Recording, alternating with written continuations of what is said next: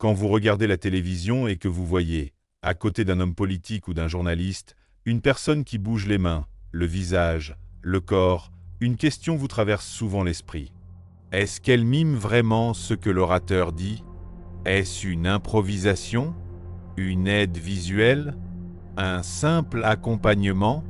Et pourtant, ce que vous voyez n'est ni du mime, ni une imitation approximative de la parole. C'est une langue complète, avec sa grammaire, sa logique, ses règles et même ses accents. Mais comment une langue entièrement visuelle a-t-elle pu naître dans un monde dominé par la parole? Comment des gestes isolés sont-ils devenus un système capable de traduire un discours politique, une poésie ou une idée abstraite? Pour le comprendre, il faut remonter bien avant les plateaux de télévision, à une époque où le silence était imposé et où les personnes sourdes étaient largement exclues de la société. Dans l'Antiquité, la surdité est rarement comprise. Chez les Grecs et les Romains, la parole est perçue comme indissociable de la pensée. Aristote affirme que celui qui ne parle pas ne peut pas raisonner pleinement. Cette idée aura des conséquences durables. Les personnes sourdes sont souvent considérées comme incapables d'apprendre, d'argumenter, de participer à la vie civique. Pourtant, des traces montrent que les personnes sourdes communiquent déjà entre elles par gestes. Mais ces systèmes restent invisibles aux yeux des savants. La société ne cherche pas à comprendre comment les sourds communiquent. Elle décide simplement qu'ils ne peuvent pas vraiment communiquer. Pendant des siècles, les personnes sourdes n'avaient pas accès à l'éducation. Elles n'étaient ni scolarisées, ni reconnues comme capables de raisonner ou de communiquer pleinement. Pourtant, elles communiquaient. Dans les familles, entre proches, des gestes apparaissaient naturellement.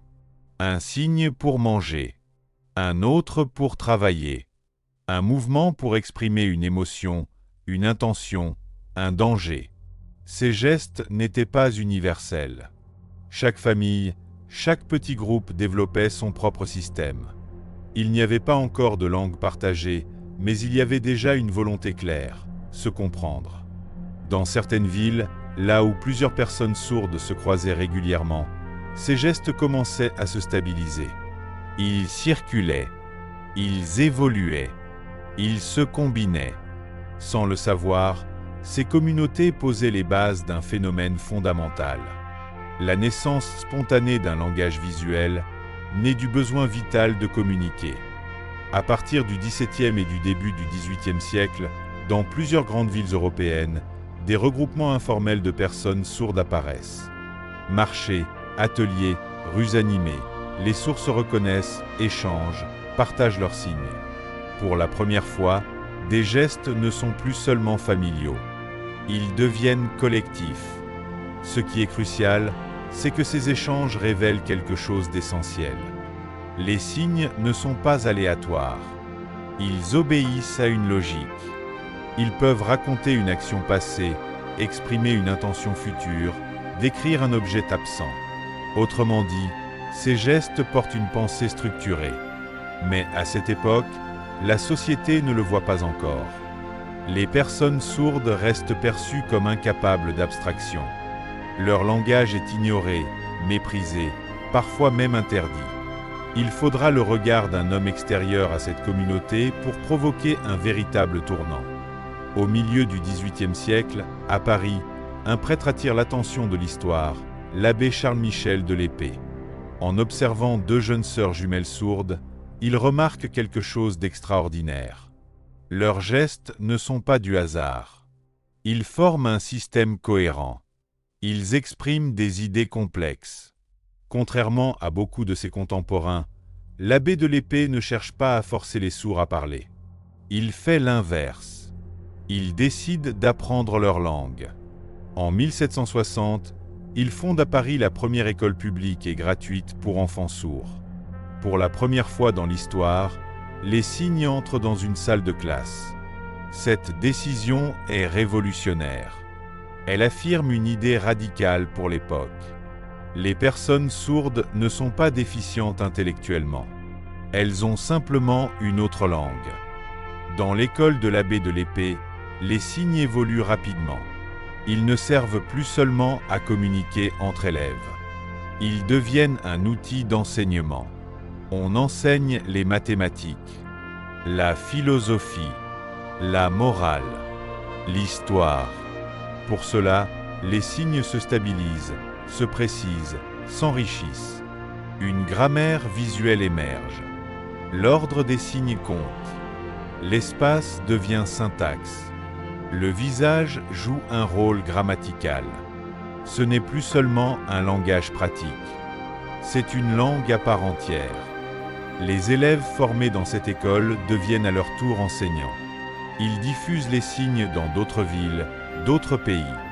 Sans le savoir encore, l'abbé de l'épée a déclenché un phénomène irréversible. La reconnaissance implicite d'une langue visuelle humaine. Mais l'histoire de la langue des signes ne va pas rester confinée à la France. Parmi les élèves les plus brillants de l'école parisienne se trouve un homme sourd, Laurent Clerc.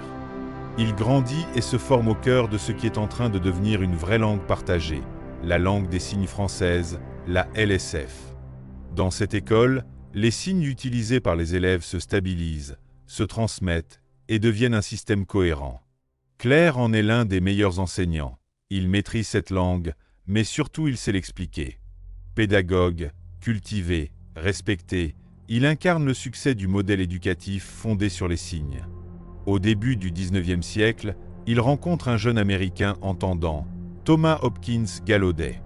Gallaudet cherche une méthode pour éduquer des enfants sourds aux États-Unis, où il n'existe pas encore d'institution équivalente. Il vient en Europe pour apprendre, observer, comprendre. La rencontre entre les deux hommes est décisive. Ils partagent une conviction commune. L'éducation des sourds doit passer par leur langue naturelle, une langue visuelle efficace, déjà éprouvée, la LSF.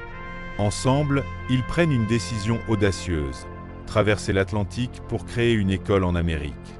Ce voyage n'est pas seulement un déplacement, c'est le transport d'une langue, d'une pédagogie et d'une vision nouvelle de l'intelligence des personnes sourdes. Ce qui va naître de cette rencontre va transformer durablement l'histoire de la surdité. En 1817, à Hartford, aux États-Unis, Laurent Clerc et Thomas Gallaudet fondent la première école pour sourds du pays. C'est un événement majeur.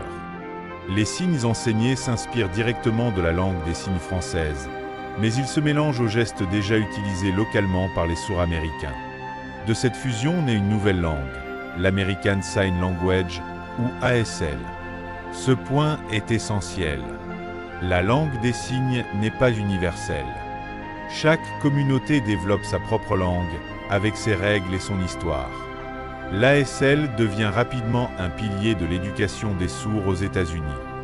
Des générations d'élèves s'approprient cette langue visuelle. La langue des signes n'est plus une exception marginale. Elle devient un outil éducatif structurant à grande échelle. Malgré ces avancées, la langue des signes ne sera pas acceptée sans résistance. Au fil du XVIIIe et du XIXe siècle, elle sera contestée, combattue, parfois interdite dans les écoles. Certains pédagogues estiment que seule la parole et la lecture labiale doivent être autorisées. Les signes sont jugés inférieurs, dangereux, archaïques. Ces oppositions ralentissent la reconnaissance officielle de la langue des signes. Elles créent des fractures profondes dans les communautés sourdes. Mais la langue résiste. Elle continue d'être transmise, pratiquée, enrichie. Ces tensions, ces obstacles, ces luttes feront l'objet d'une autre histoire. Car comprendre comment une langue naît est une chose. Comprendre comment elle survit en est une autre. Aujourd'hui, les langues des signes sont reconnues dans de nombreux pays. Elles sont enseignées, interprétées, étudiées par des linguistes. Elles s'invitent dans les universités, sur les plateaux de télévision, dans les tribunaux, dans les spectacles. Les recherches modernes ont confirmé ce que les pionniers avaient intuitivement compris. Les langues des signes mobilisent les mêmes capacités cognitives que les langues orales. Elles prouvent une chose fondamentale. Le langage humain ne dépend pas de la voix, mais de la capacité à structurer la pensée. Ce sont des langues complètes, vivantes. Créative. Les langues des signes permettent de raconter, d'argumenter, de philosopher. Elles transmettent des cultures, des histoires, des identités. Elles évoluent avec leur époque. Elles inventent de nouveaux signes pour les nouvelles réalités du monde. Ce qui était autrefois considéré comme un simple geste est devenu un patrimoine linguistique à part entière. À ce stade, une idée essentielle apparaît. Il n'existe pas une langue des signes universelle. Chaque pays, chaque communauté développe sa propre langue. LSF en France, ASL aux États-Unis, BSL au Royaume-Uni. Ces langues ne sont pas des traductions mot à mot des langues parlées. Elles ont leur propre logique, leur propre grammaire. La langue des signes n'est pas née d'un laboratoire. Elle n'a pas été inventée par décret. Elle est née d'un besoin fondamental, être compris. Elle s'est construite dans les familles, dans les rues, dans le silence imposé. Puis, grâce à quelques figures clés, l'abbé de l'Épée, Laurent Clerc, Thomas Gallaudet, elle est devenue une langue enseignée, transmise, défendue.